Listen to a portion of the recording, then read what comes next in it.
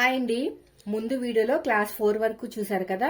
ఈ రోజు వీడియో వచ్చేసి క్లాస్ 5 అండి. హ్యాండ్స్ అదే 3/4 అయిపోయింది, షార్ట్ హ్యాండ్స్ అయిపోయినాయి, అదే విధంగా మనకి ఎల్బో హ్యాండ్స్ అయిపోయినాయి. ఇప్పుడు ఫుల్ లెంత్ బ్యాంగిల్ హ్యాండ్స్ అంటారు కదా, అదనమాట.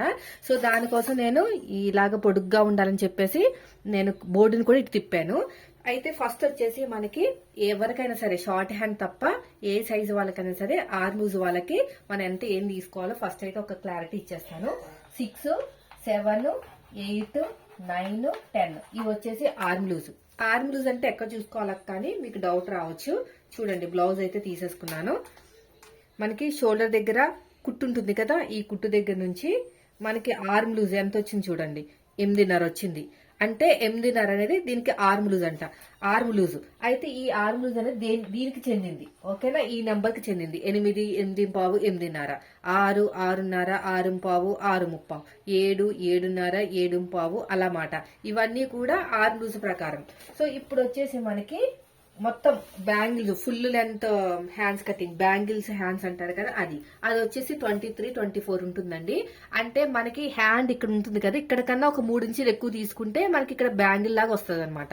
సో నేను ఒక 25 తీసుకుంటున్నా. అంటే 20 అనేది ఫుల్ హ్యాండ్స్, ఒక 5 ఇంచెస్ అనేది అడిషనల్ గా తీసుకుంటున్నాను. సో ఇలాగా స్ట్రేట్ గా లైన్ వేసేయండి ఇలాగా, ఓకేనా?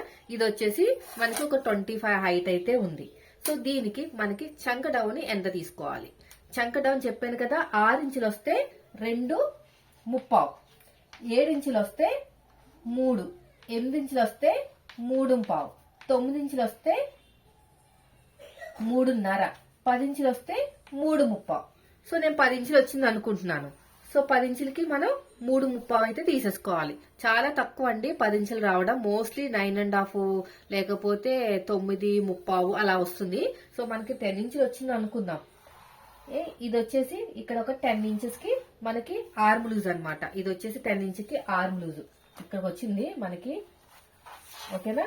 ఇది వచ్చేసి ఆర్మ్ లూజ్ 10, క్రాస్ గా లైన్ వేసేసేయండి. సో ఇది వచ్చేసి మనకి ఆర్మ్ లూజ్.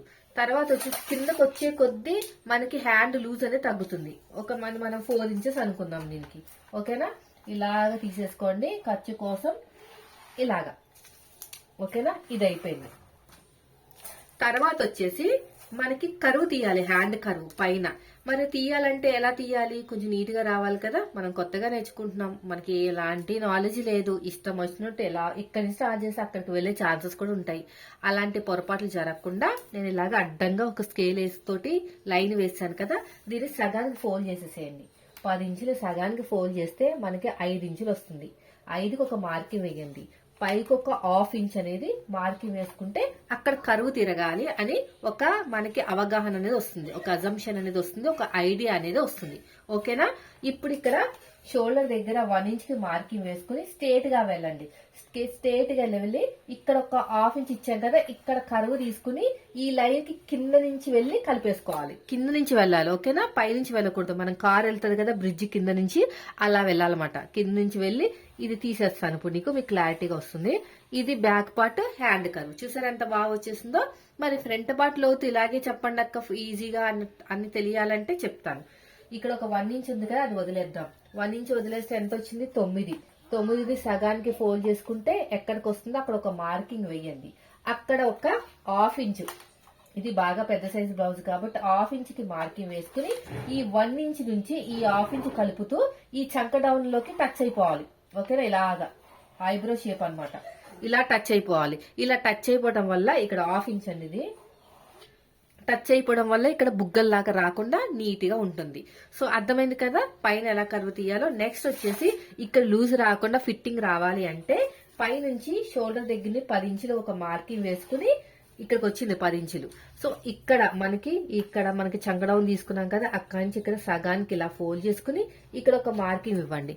మార్కింగ్ ఇచ్చుకుని ఇక్కడ 1/2 ఇంచ్ అనేది పైకి తీసుకోండి. ఇలాగా 1/2 ఇంచ్ అనేది పైకి తీసుకుని ఇలాగా షార్ప్ గా ఇచ్చేయండి.